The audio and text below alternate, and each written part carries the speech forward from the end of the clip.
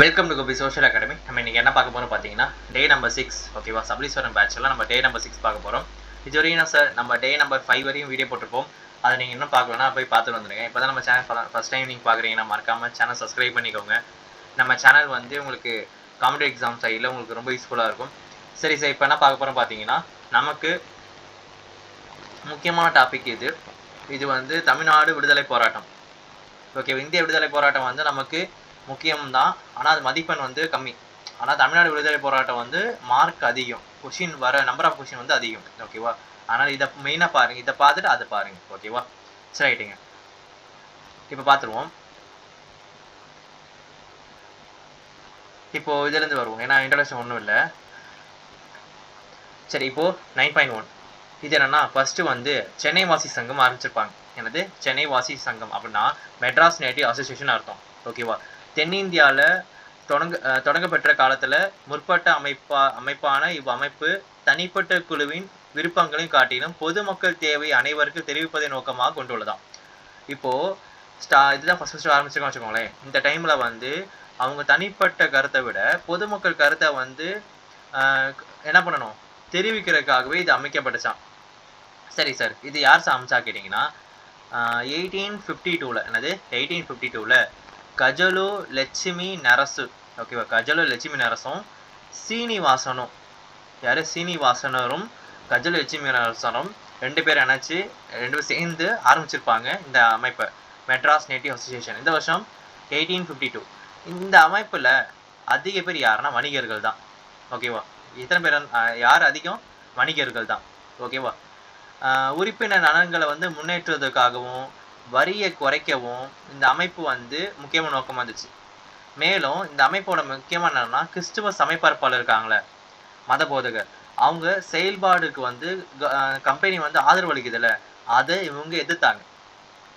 ஓகேவா, அரசின் கவனை திருப்பும் பணி இவங்க வந்து இதெல்லாம் செஞ்சிட்டு இருக்காங்க. இது அப்படியே அரசு சொல்லணும், அந்த பணி இவங்க செஞ்சாங்க. இவங்க முக்கியமாக என்ன சார் கேட்டிங்கன்னா வருவாய்த்துறை அதிகாரனால விவசாயி ரொம்ப சித்திரவதைப்படுவாங்க. ஓகேவா, அந்த சித்திரவதைப்படுறதுனால இந்த மெட்ராஸ் இந்தியா அசோசியேஷன் வந்து நடத்திய போராட்டம் வந்து முக்கியமான பங்களிப்பு. ஏன்னா இவங்க மூலமாக தான் ஒரு அமைப்பு ஆரம்பிச்சிருப்பாங்க, ஒரு கமிஷன் போட்டிருப்பாங்க, கமிஷன் போட்டு டார்ச்சர் கமிஷன். அந்த கமிஷனை சொல்லி ஆமாம் இப்படி இருக்குது, சித்திரவதை பண்ணுறாங்க, கட்டாய வரி வசூல் செய்கிறாங்க அப்படின்ட்டு இந்த டார்ச்சர் ஆக்டை போட்டு சித்திரவதை ஒழிப்பு சட்டம் போட்டிருப்பாங்க. இந்த டார்ச்சரை வந்து ஒழிச்சிருப்பாங்க. ஓகேவா, சரி சார், நல்லது பண்ணிட்டாங்களே. இந்த அமைப்பு எவ்வளோ தூரம் சார்ந்துச்சு கேட்டிங்கன்னா 1862 ஆரம்பிச்சது. எப்போது 1852 10 வருஷத்துல இந்த அமைப்பு வந்து என்ன ஆயிடுச்சு, செயலிருந்து போச்சு. ஏன்னா அந்த டைமில் யார் இறந்து போயிடுவா, கஜல லட்சுமி அரசு இறந்து போயிடுவா. அதுக்கப்புறம் யாருமே தலைமை இல்லாமல் இந்த அமைப்பு அதோட முடிஞ்சிடும். ஓகேவா, அடுத்து பாருங்க. இப்போது டி முத்துசாமின்னு ஒரு நபர். ஓகேவா, இவர் வந்து என்ன பண்ணியிருப்பாருன்னா சென்னை ஹைகோர்ட் இருக்குல்ல, அதில் ஃபஸ்ட்டு இந்திய நீதிபதியாக 1877 அப்பாயின்ட் பண்ணுவாங்க. 1877 டி முத்துசாமி என்ன பண்ணுறாரு, இந்தியாவோட முதல் நீதிபதி ஹைகோர்ட்டில். ஓகேவா, அதை அவர் வந்துட்டாரே, இவரை பற்றி என்ன பண்ணுறாங்கன்னா எல்லாம் கிரிட்டிசைஸ் பண்ணுறாங்க. யார் பண்ணுறா அப்படின்னா அந்த டைமில் பத்திரிகை வச்சது எல்லாமே யூரோப்பியன் தான். அவங்க எல்லாமே ஒரு எகாக்காரமாக பேச ஆரம்பிப்பாங்க, இவெல்லாம் வந்துட்டானா அப்படின்ட்டு. ஓகேவா, அனைத்து பத்திரிகைகளையும் விமர்சனம் செய்யப்பட்டன. ஓகேவா, எதிர்ப்பும் தெரிவித்தன. சரி, இப்போது இப்படி இருக்காங்களே அப்படின்ட்டு இங்கே படித்த ஓகேவா நடுத்தர வர்க்கத்தை சேர்ந்தவங்க, மேற்கத்திய கல்வி படித்து நடுத்தர வர்க்கத்தை சேர்ந்தவங்க எல்லாமே இதை ஒரு அவமானமாக கருதி சரி நம்மளும் ஒரு நியூஸ் பேப்பர் ஆரம்பிக்கணும் அப்படின்ட்டு ஆரம்பிப்பாங்க. யாருன்னா ஜி சுப்பிரமணியம், அப்புறம் எம் வீரராகச்சாரி, மற்ற இவங்க ஃப்ரெண்ட்ஸ் நண்பர்கள் மொத்தம் 4 பேர். ஓகே, மொத்தம் 4 பேர். யாருன்னா சுப்பிரமணியனும், ஜி சுப்பிரமணியம், வீரராகச்சாரி மற்றும் இவர்களின் நண்பர்கள் 4 ஆகியோர் இணைஞ்சு 1878 தி இந்து இப்போ இருக்குல்ல அந்த இந்து அப்போ தான் ஆரம்பிச்சிருப்பாங்க. தி இந்து நியூஸ் பேப்பர் ஆரம்பிச்சிருப்பாங்க மிக விரைவில்லையே. ஓகேவா, தேசிய பிரச்சனை நம்ம தெரிவிக்கலாமே அப்படின்ட்டு ஜி சுப்பிரமணியர் என்ன பண்ணியிருப்பாருன்னா 1891 சுதேசமித்திரன் அப்படின்னு ஒரு பத்திரிகை ஆரம்பிச்சிருப்பாரு. என்ன பத்திரிகை? சுதேசமித்திரன் பத்திரிகை ஆரம்பிச்சிருப்பாங்க. எப்போ ஆரம்பிச்சிருப்பாங்கன்னா 1891. ஒரு 1899 இந்த வருஷம் என்ன இருக்குன்னா அது என்னது ஒரு பருவ இதழாக இருந்திருக்கும் ஸ்டார்டிங்கில். அதுக்கப்புறம் ஒரு நாளிதழாக மாறி இருக்கும், டெய்லி நியூஸ் பேப்பர் மாறி இருக்கும். ஃபஸ்ட்டு ஒரு மேகசினாக வந்திருக்கும், அப்புறம் டெய்லி நியூஸ் பேப்பர் மாறினது எப்போ 99 ஓகேவா. இது மட்டும் இல்லாமல் நம்ம தமிழ்நாட்டில் என்னென்ன பேப்பர் இருந்துச்சுன்னா India Patriot, South India Mail, Madras Standard, Deshabhimani, Vijaya, Suryodayam, India, இது மாதிரி உள்நாட்டு பத்திரிகை தொடங்குனாங்களாம். அது இவங்க தொடங்க காரணம் இவங்க தான்.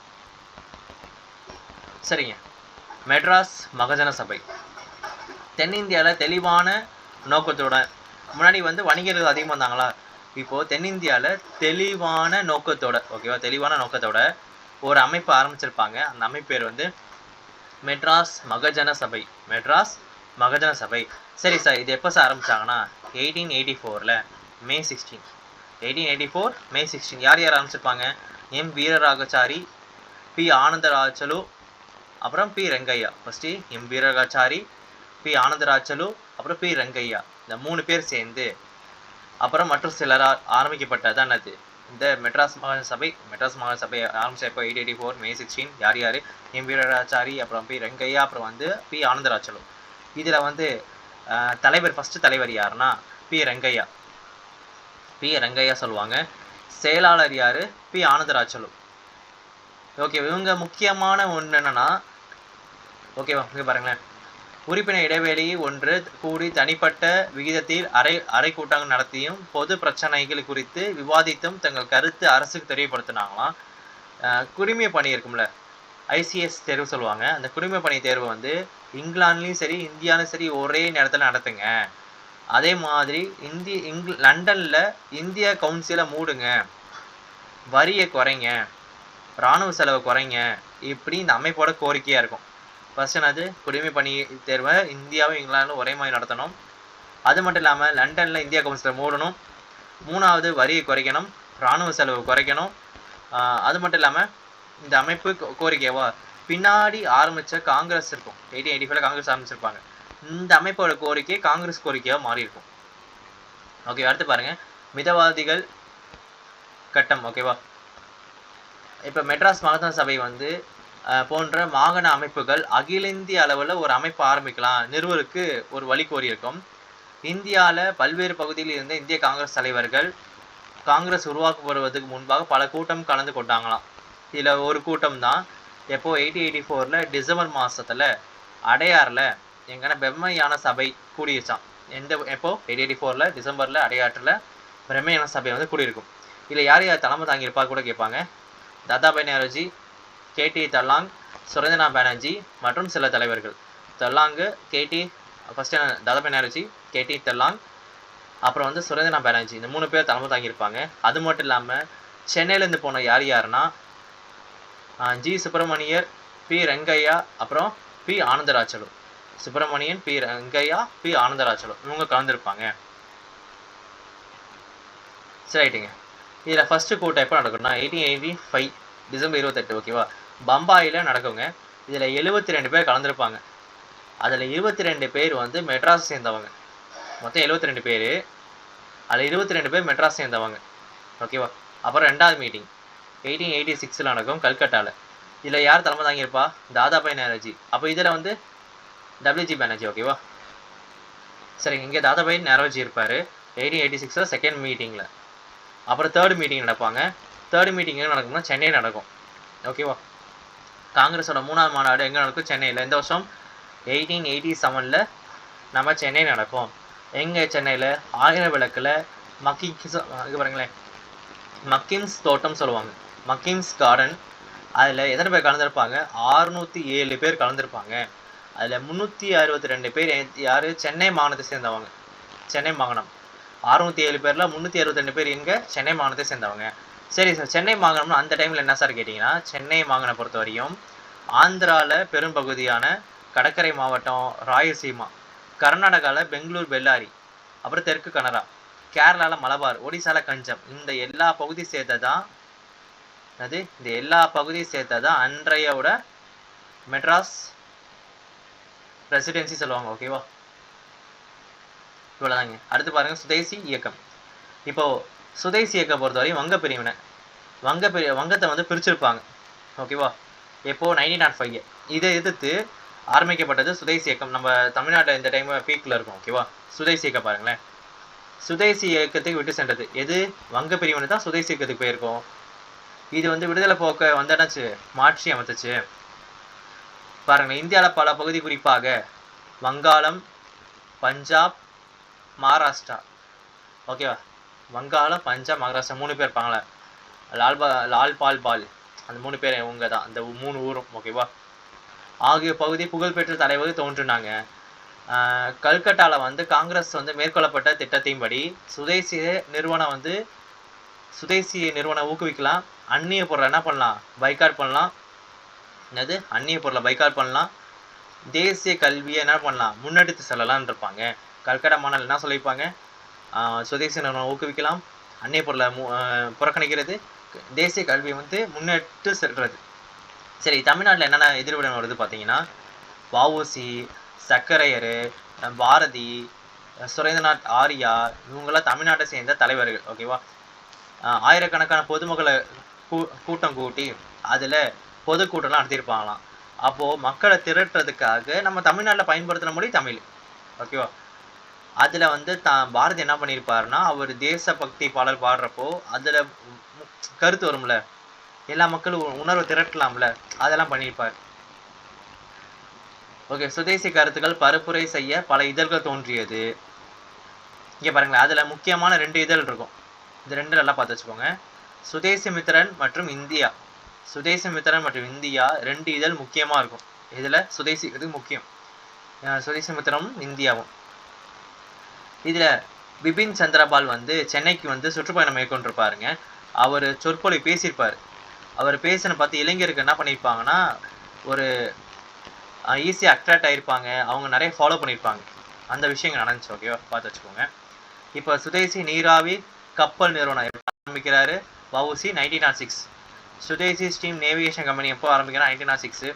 சுதேசி செயல்படுத்துவதில் மேற்கொள்ள துணிகரமான நடவடிக்கை ஒன்று யாதெனில் தூத்துக்குடியிலேருந்து வஉசி தூத்துக்குடியிலேருந்து கொழும்புக்கு இடையே வந்து என்ன பண்ணிப்பாருன்னா கப்பல் வந்து விட்டுருப்பாரு. இது பிரிட்டிஷே பார்த்து பயந்தது, ஓகேவா. சுதேசி நீராவி கப்பல் நிறுவனம் ஒன்று காலியா லாவோ 2 கப்பல் விலைக்கு வாங்கி அதை வித்திருப்பார். சரிங்க, பாருங்க. அடுத்து திருநெல்வேலி எழுச்சி.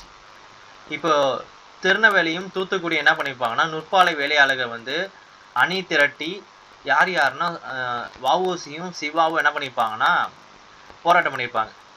1908 வந்து யாருன்னா ஐரோப்பியர்கள், பிரிட்டிஷ் சொந்தமான கோரல் நுற்பாலை என்ன பண்ணியிருப்பாங்கன்னா, அங்கே வேலை நிறுத்திட்டு இவங்க தலைமை தாங்கி அந்த போராட்ட தலைமை தாங்கியிருப்பாங்க.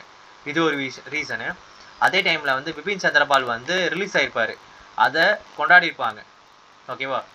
அப்போ 2 விஷயத்துக்காகவும் வஉசியையும் சிவாவும் கைது செஞ்சு 2 பேருக்கும் துரோகம், ஓகேவா, அரசு துரோக குற்றச்சாட்டப்பட்டு 2 பேருக்கும் வந்து என்னதுன்னா ரெட்டை ஆயுள் தண்டனை.